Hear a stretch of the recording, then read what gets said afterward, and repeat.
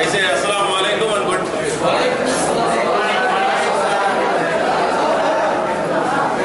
I want you to maintain silence. So you hear the reports, okay? So you want to continue reporting or the other end? Okay? Now we must get some momentum. We are in the impulse and momentum topic of our unit 4. So already we have covered how to solve the dynamics problem using Newton's law. Which law we were using? Which law of Newton we are using? Second law. Okay. F equals to ma, rate of change of momentum. So the total external force acting will be equals to mass times the acceleration, which is known as rate of change of momentum. Or we can say this law provides us the equation of motion, because dynamics involve motion of the object, motion of the particle, motion of the body. So equation of motion is derived from our Newton's second law. Okay, F equals to ma. Then also about the work energy principle. We have seen the work is done by a force when the body or a particle moves to a particular distance. So force times the distance traveled by the particle will give you the work. Okay, and the energy also we have seen the kinetic energy of the particle, energy conserved. So all this concept we have seen. Now we have to see about impulse and momentum. Already we have seen about momentum when we are discussing about the Newton's law. Okay, we have seen about the linear momentum. So now we are going to see how the impulse and momentum are combined to give you the effect, how they are useful in finding out the unknowns of a dynamic phenomena. So we have in the dynamics phenomena, apart from the force, we also have the mass, velocity and time. Okay, mass, velocity and time. These other parameters are considered in the dynamic phenomena. We have a force. The force will be equal to mass into acceleration. So mass is there. Since there is an acceleration, we have velocity, and also the velocity is time dependent. Then only you will get acceleration. So mass, velocity, and time velocity, they are also to be considered in our dynamic phenomena. Okay, so these 4 parameters, right from force, then mass, velocity, and time, you can find out by using the 3 concepts. The equation of motion from Newton's law, or work energy principles, or impulse and momentum principles. These 3 methods are used apart from our equilibrium conditions. Equilibrium conditions we apply it for static body or static particle. If you come to dynamics, you can have equilibrium by considering D'Alembert principle. Also you can use these 3 methods: Newton's law, work energy concept, and impulse and momentum. So today we are going to see about the impulse and momentum concepts. As I told you, the third basic method is principle of impulse and momentum. So it can be used to solve force, mass, velocity and time. It will be in particular interest, this impulse. Okay, impulse and momentum principle will be of particular interest if you consider impact of bodies and particles. Impact problems like this. You have a project, it is being it's subjected to sudden impact. Impact testing is carried out on this F4 fighting plane. Okay. And the plane, it is subjected to a sudden impact test. So in order to study the impact phenomena, the impulse and momentum concepts are to be used. So like that, many impact, we come across many impact phenomena in our day-to-day life. Okay, like you have a automobile crash, we hit the other person, we collide with each other. Okay, whether with our vehicle or in direct collision also happens. So all these factors lead us to study the impact phenomena. For studying the impact phenomena, the impulse and momentum principles are very much needed. So first we will see the impulse and momentum principle, then also how it is applied to impact. So let us consider a particle of mass M. It is acted upon by a force F. By applying Newton's second law, we know F equals to m into a. This we have shown when deriving the linear momentum. So this is called linear momentum. M is called, mv is called linear momentum. M into A, acceleration, we write it as dv by dt, and since mass is a scalar, we bring it inside the bracket. So this expression is our linear momentum. Okay. So force is rate of change of linear momentum. This mv term is called linear momentum or simply momentum. That mv, mass times the velocity. Mass times the velocity term is called linear momentum or simply the momentum. So force is expressed as rate of change of linear momentum of a particle. Okay. So suppose if you consider this mv is integrated between the time t1 and t2 by bringing dt to the other side, and then there is a change in momentum between t1 and t2. So this equation will give you the linear impulse. This term, second, this is momentum with velocity, not initial momentum. This will be the final momentum. So between this initial momentum and final momentum, we have an integration term. That term is called impulse. So impulse is the time-dependent force acting over a particular time. So this term is called linear impulse or simply impulse. Okay. So this is obtained from our F into this Newton's law only, Newton's first law only. We derived the impulse equation. Okay. We integrate this F into dt over a time t1 and t2, and we differentiate considering velocity initially and finally. We will get this equation. This equation is called momentum equation. Okay, momentum equation with impulse. The middle term, integration term is called impulse. So impulse is force acting with a particular time interval, at a particular time interval. Say suppose if you consider a body, when it hits you, it will hit you for a short time. Okay, the time will be very short, but the time of impact is very important. So the force acting for a particular sudden short time is considered as impulse or impact. Okay, so time dependent force is otherwise called impulse.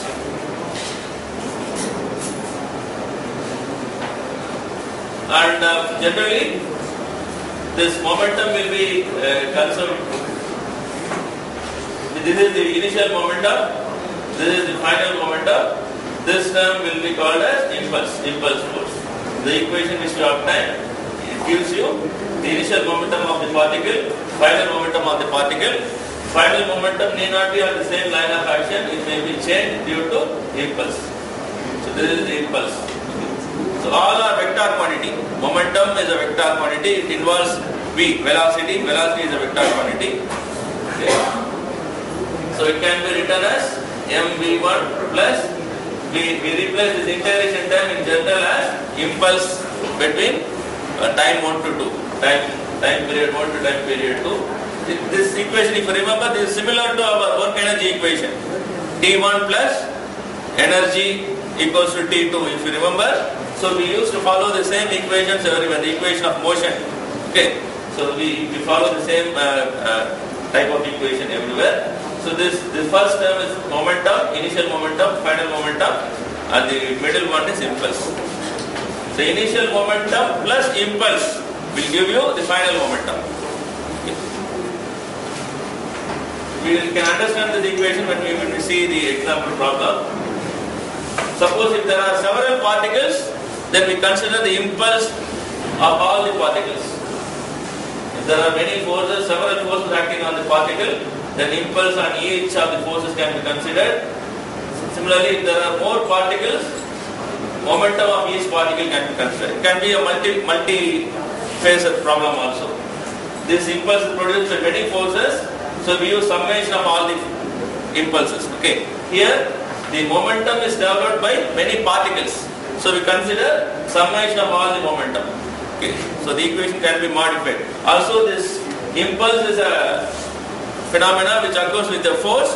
Force can act in x, y and z direction. So impulse can be resolved into x, y and z components, similar to force. Okay. Similar to our energy also. And suppose if you consider there is no impulse, there is no external force acting on our body. So if no external force, no impulse. Impulse is depending upon force only. Force times the time. Okay, force into time. So no impulse, then we say the momentum is conserved. Or say sigma mv1 equals to sigma mv2.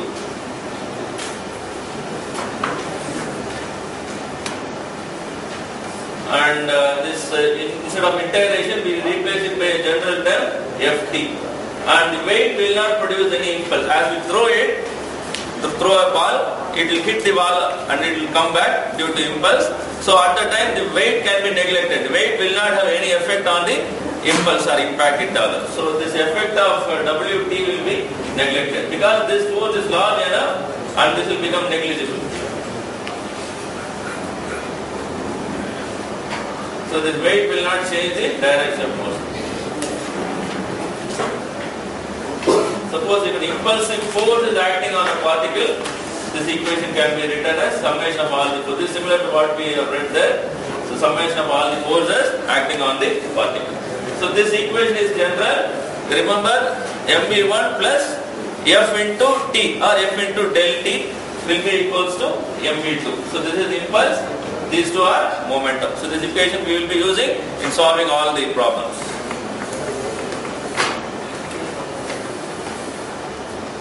Now we will see how this is applied in our problem which we have seen earlier. The same problem we have solved in energy concept also. We have an automobile traveling on an inclined surface. The angle of inclination is 5 degrees. It is brake. Brake is applied. So it will come to stop after some time. Actually this is traveling in 60 kilometers per hour speed. Okay. The weight of the automobile including the driver is 40 kilometers. The slope is 5 degrees. So we have applied a force. Okay, the force is 50 kilonewton, equivalent 50 kilonewton. We have to find out the time taken by the automobile to come to the stop. Okay, in the previous problem, similar problem, which we have found the distance traveled after applying the brake. Okay, so because work is defined as distance traveled by an object, the effect of the force on a distance traveled by the object. So using work energy principle, we have found the distance. Okay, here we are going to find out time for stopping the vehicle. We are supposed to find out time taken for the vehicle to come to the stop. Okay. So these are the situations. We have an initial momentum, then we apply brake. This F is the braking force, Wt is their weight. Okay, and it will come to stop. There is no final momentum. It is stopped. So this normal reaction will not have any effect. Road reactions. We have to consider the impulse developed by weight as well as the braking force. Impulse developed by the weight as well as braking force. So we apply this principle of the impulse and momentum equation. mv1 plus summation of the impulse of all the forces equals to mv2. Here v1 we know, v2 is 0. So the second last term, the right hand side term will be 0. And we can write the equation like this. mv1 plus w. We resolve all the forces along the inclined surface, parallel to the inclined surface. So this angle is 5 degrees. So this is the opposite side.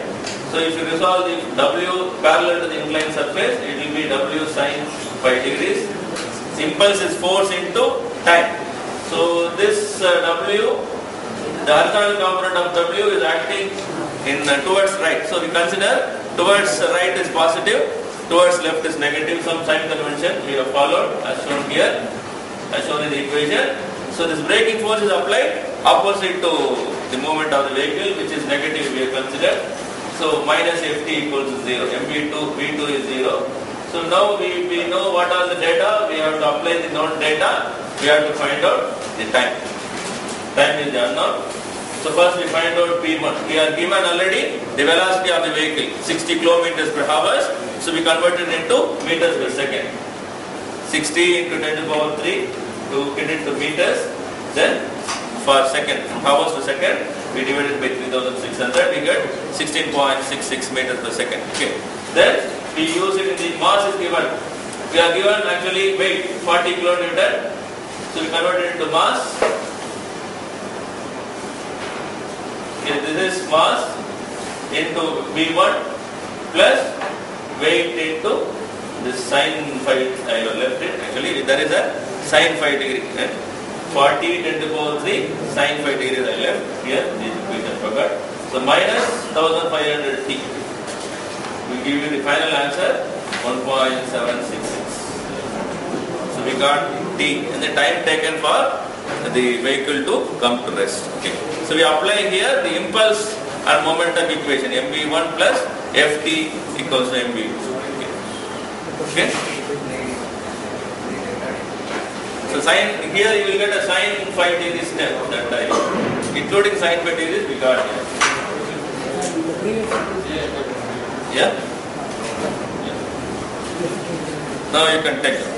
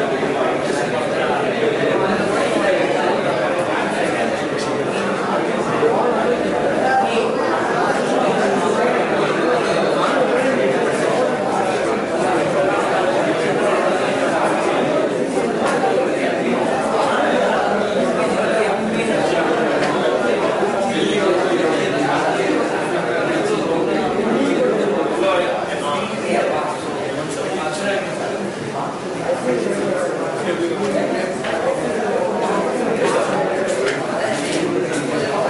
problem, Polama. Answer. Answer check பண்ணீங்களா?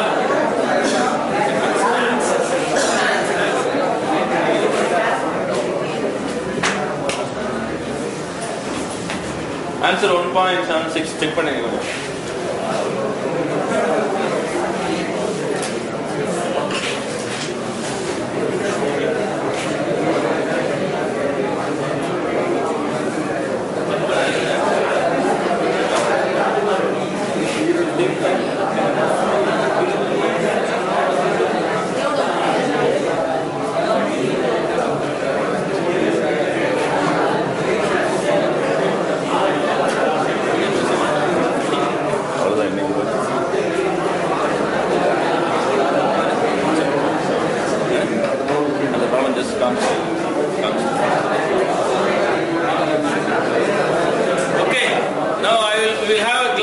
Second problem and we will finish the class. Okay. So we have a carom board. Okay. The striker of the carom board is here. Initial position of the striker. So you are striking it. It comes here. It strikes the board at point A and it goes back. Okay. The initial velocity is given as 1.2 meters per second when you strike it. After hitting, it gains velocity. And it goes with the velocity of 1.8 meters per second. 1.8 meters per second. You are supposed to find out the impulsive force. Impulsive force exerted by the board. When you strike it, what is the impulsive force exerted by the board in x direction? You have x axis and y axis. The momentum occurs at inclined position, not parallel to x or y. Okay. So you have to find out. Lunch time basically. So the impulsive force developed by the force developed by the striker in x direction we have to find. Okay. So here first we apply the principle of impulse and momentum. This is the initial momentum of the striker. This is the impulse we get. Okay. The impulse is occurring at some inclined position. And that is why we get a momentum in the inclined position, mv2 in the inclined position. So we can resolve this impulse into two components, x and y component. Impulse is depending upon the force into time or del t. Okay, force into the smaller short time. So we can resolve this impulse into x component and y component. So if you consider impulse and momentum in x direction only. Okay. So if we have momentum in x direction mv1, impulse is acting in the opposite to momentum. So fx into t, final momentum in x direction. So this is the angle theta. So if you apply the given data, mass as 0.1, velocity as 1.2, v2 as 1.8. and t as 0.06 given. All these data are given. So if you apply the given data, we can find out the force in x direction. Fx has 0.482 Newton. Suppose we want to find out the resultant force, you go for applying it in the y direction. In the y direction, this mv1 becomes 0. There is no momentum in y direction. Okay. We have impulse in y direction. The momentum in final momentum in y direction. So this will become 0 and we will get Fy as 0.103. Now we have to find out the resultant of the two forces, Fx square plus Fe square. Okay, resultant will be square root of Fx square plus Fe square. So the resultant force is obtained. If you want to find out the angle of inclination, the tan theta equals to Fy by Fx. The principle which you have used in our first unit. Okay, so we find out tan theta as Fy by Fx and theta as 12.06. So we have completely found the resultant force and its direction. Okay, so if you say find out the resultant force, if they simply say force, you have to find out its magnitude and direction. If they say magnitude of the force, you just find out the magnitude. Okay, you have to carefully read the question and answer it properly. If they ask magnitude of the force, you just find out the resultant by taking the square root. Okay. If they ask you to find out simply the force, it means the complete data of the force. Its magnitude as well as direction you have to find out. Okay. So here you have to find out that its direction as 12.06 degrees. The theta. Okay. Because the impact force will be acting opposite to the momentum always. Okay.